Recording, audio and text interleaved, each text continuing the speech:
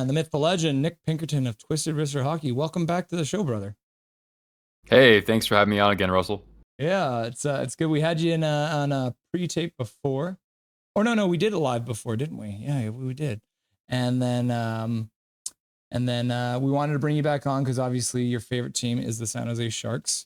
How about, well, I'll start off asking you, how did you feel about your team's play through the first 30 minutes of the game? Well, I was actually filling in for somebody else who's out of town on his channel. He's a Panthers fan, so I was running the stream on his behalf. I tune in. Well, I know that it was 1-1 heading into the second period. I tune in, and I'm like, shoot, did I pick the wrong night to watch a Sharks game? Because, I like the jump that this team came out with. I like how they're kind of, mixing things up a little bit. Tonight in the NHL, there seemed to be quite a lot of scraps and extracurriculars. But I liked how the Sharks were engaging on that front as well. I thought, look, this team's pissed off. They've lost 4 games in a row in which they've had a lead in the third period. I said, something's got to go right for Team Teal tonight, and that's not me turning on to watch this game, that's for sure. Yeah, 3 goals in the span of a minute 10, which is wild. And I think that's the last time the Canucks scored 3 goals that quick, I think it was a minute 5 against Pittsburgh, I believe. So quick succession there. You're saying that the Sharks have lost 4 games in a row while having a lead in the third period. Yeah, like they were holding on for dear life against the Oilers most recently. There's a tie goal at 17 seconds remaining, and this is the same goaltender too, Yaroslav Askarov. He's battling his butt off out there. The ice is just completely tilted in Edmonton's favor. He stands on his head as best as he can, but his defense just comes up short. They can't clear the puck. Oh, geez. That was the storyline for the second period for San Jose, at least, in this game. But yeah, it's been tough, watching them lose games like this. But the nice thing about the Sharks is that unless they're playing a team that's from Florida, for the most part, they're able to compete with just about anybody on a game-in, game-out basis, better than they have been over the past several years. Yeah, I mean, and we kind of talked about the first time we chatted where, like, it was a really rough start to the season for you guys. I think, what was it, 7 games in, you hadn't had a win yet. And then 9 games. Okay. Yeah.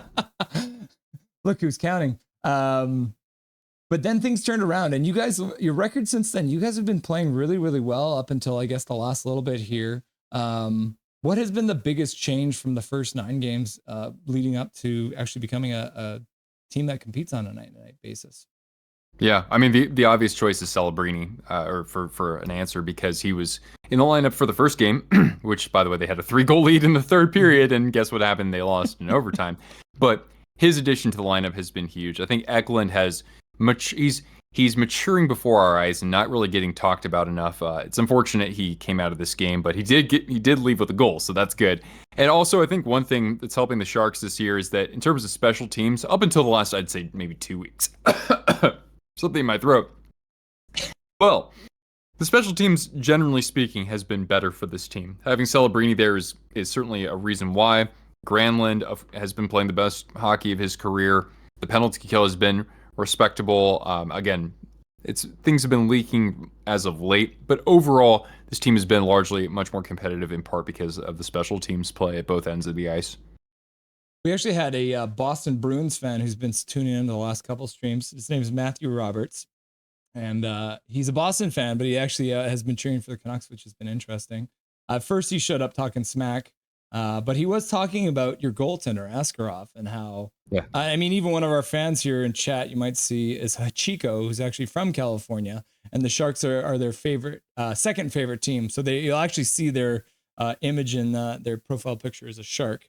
So they were chatting about how excited they are for this Askarov guy, because so young and already playing so well. Are you excited about the amount of work he's getting? Because sometimes that's the best way for them to get into it. Or are you a little worried that he's getting overworked in such a young part of his career? I think for right now, everything's fine on that in that respect. Obviously, a tough second period for him here, but this is somebody who, when you just watch him, when you see his body language, when you watch him in interviews, he's got some swagger to him, and I think he wants to be out there to put on a show in front of the fans, on a game-by-game basis. It sucks that, of course, he was a little bit let down by his defense there. One hell of a shot by Pettersson. There's no way I could see him stopping that. The second goal, really good shot as well by Sherwood, but I think maybe that one he maybe just his angle was off just a little bit there. Good shot. Don't want to not credit the shooter there, especially somebody who's had a great breakthrough season for you guys. But I'm impressed with what I see from him in net so far. I think my biggest knock against him is that I think he needs to kind of settle it down a little bit when he wants to play the puck behind the net. He's getting a little Mike Smith out there, but other than that, I think we can have hope that he'll be a franchise caliber goaltender. Yeah, I thought he might have a Patrick Waugh adventure there for a minute there when he was handling the puck, not just like he was behind the net. It looked like he was going to try and deke somebody out there for a minute. But luckily, the Canucks couldn't get anything to the front of the net at that point. But obviously, a guy who likes to get out there and handle that puck. Yeah, I haven't seen a Sharks goaltender handle the puck like that in quite some time. Yeah, was it Nabokov you guys had? He was pretty good with the handling of the, I think, or was it? I'm trying to think. He had the one guy who scored the goal against us. What was he? That was Nabokov. Yeah, that was his second year in the NHL. I mean, maybe he wasn't a good stick handler, but maybe I just feel like that was the case because he scored a goal against us. Painful memories. So let's talk a little bit about Celebrini as well, because this is the first chance he's gotten to play in a stadium that he came to cheer for the Canucks many, many times. Obviously, the media asking him a bunch of questions, hoping that maybe he says something about being a fan of the Vancouver Canucks and what that means to him playing in this stadium. But he played it very cool yesterday with his comments with the media. Just watching him live for the first time, because he wasn't playing the first time the Canucks played against the Sharks. I love his game. And I the thing I didn't know about him as much as I've seen in this game is he's got some bite to his game too. Yeah, there's more than meets the eye.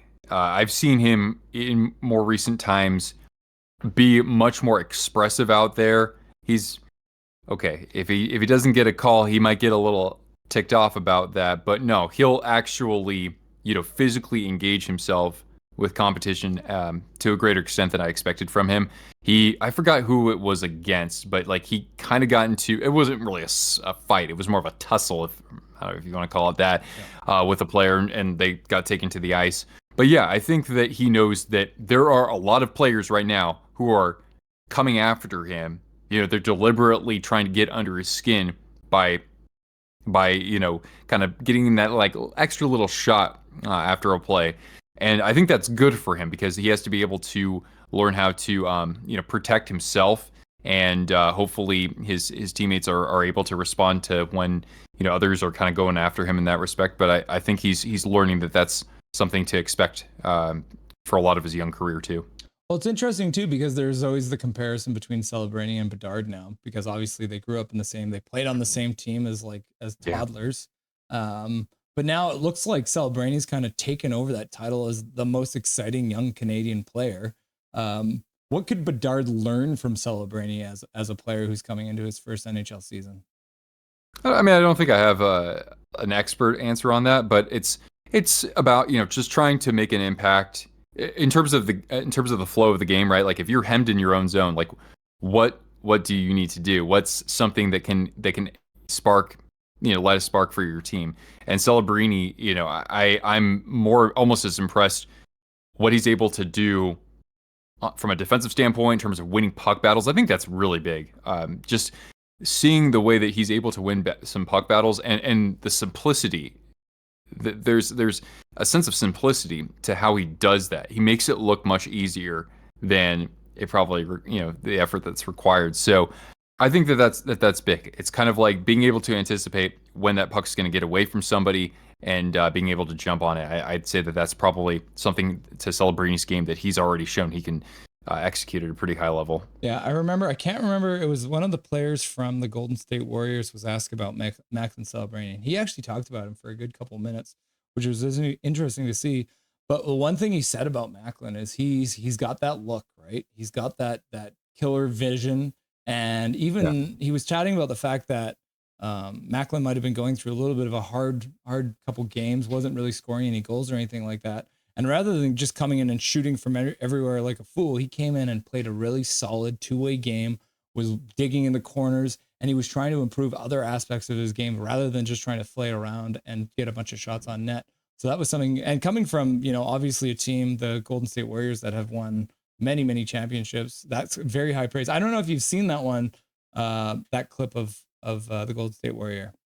I might have. I mean, that sounds like something Draymond Green would say, considering he did on one occasion watch Macklin when he was, a kid playing. I think probably playing for the Chicago Steel, actually, not the Junior Sharks.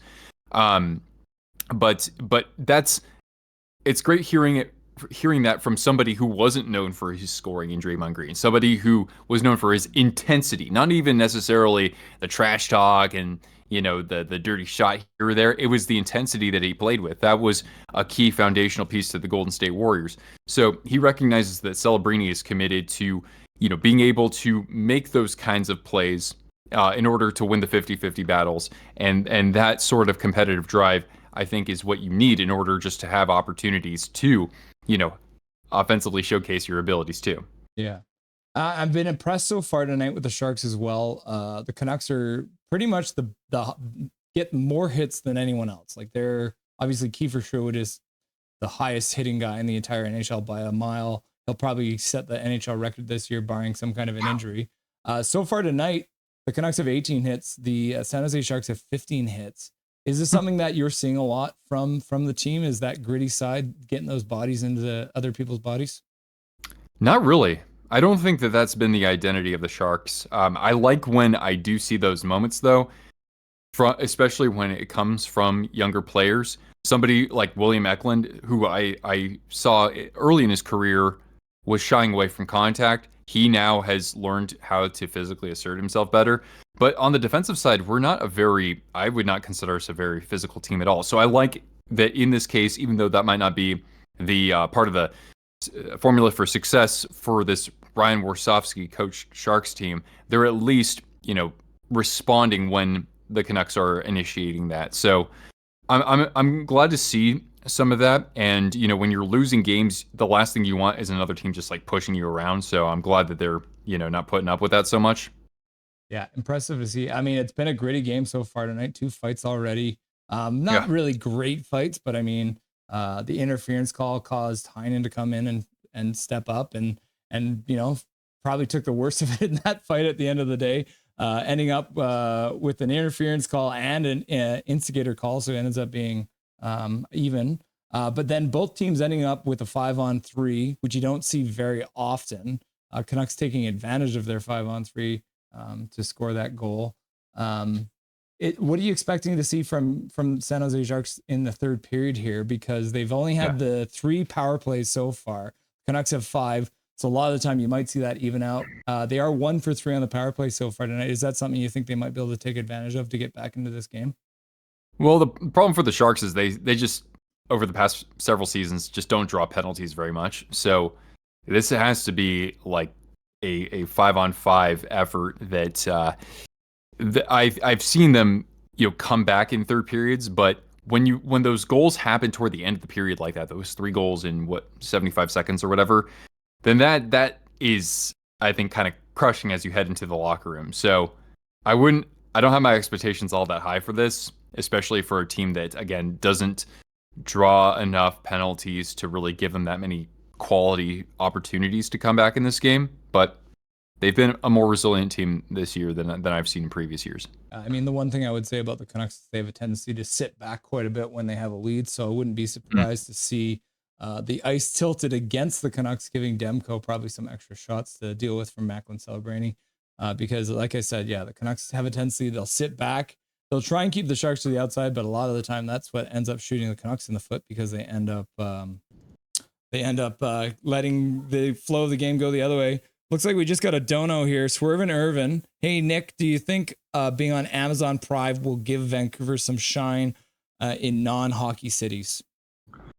So what's happening with Amazon Prime? I don't know if so this is the Amazon Prime is broadcasting 4 Vancouver Canucks games this year. It's the first time in the Canucks history, well, since they've been on Sportsnet as a regular thing, that they are not on Sportsnet. So I think he's just kind of wondering if maybe this gets the Canucks image out to some of the non-hockey markets out there that are watching on Prime. Well, do we know of any other teams that are a part of that, or is this? It's every Monday night now. So every Monday night there's one game on Amazon Prime, which is the newest thing.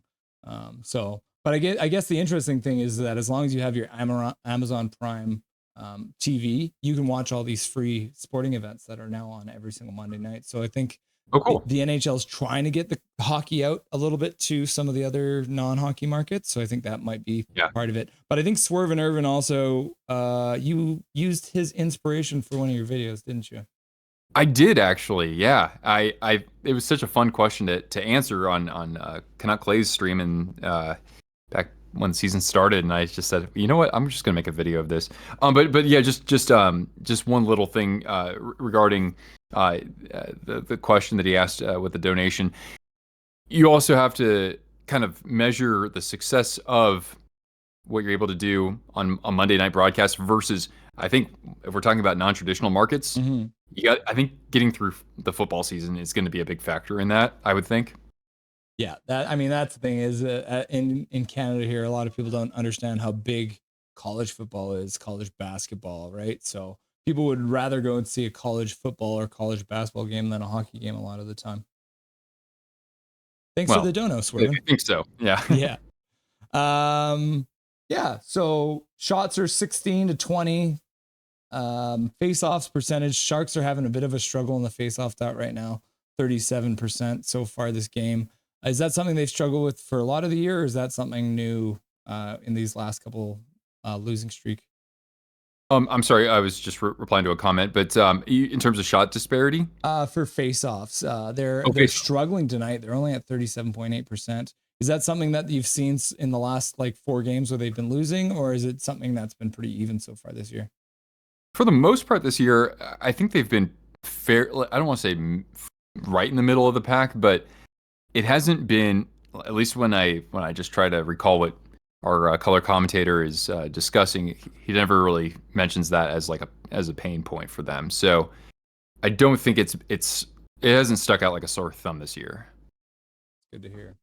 We're looking for some action in this third period because you hate to see a game go fizzle out because the score gets a little bit lopsided, but I have a feeling that you're gonna see some more action. The Sharks have still 1:36 on the power play going into the third period, so maybe you get that quick goal, you could see some action, get things turned around pretty quickly here. Well, that'd be hey, just making things competitive would be a nice way to head into the Christmas break. And I mean, it's like, I just don't want it to get any worse in the sense that we already saw this team lose 4 games in a row when having a lead in the third period. So I'd like to at least just see them show some of that resilience, even if it doesn't show up on the scoreboard, and then hopefully beat Vegas in a couple of days. Yeah, we'd be fine with that too. That'd be helping out our cause. So awesome, Nick. Thank you very much for joining us again today here on Nothing Is Perfect. We appreciate all your contributions tonight, and enjoy the rest of the game tonight. Thanks, Russ, and everybody have a Merry Christmas, or as I say, a Merry Twistmas. Happy Hanukkah to those who celebrate, and Happy New Year to all of you. Thank you. Nothing is perfect.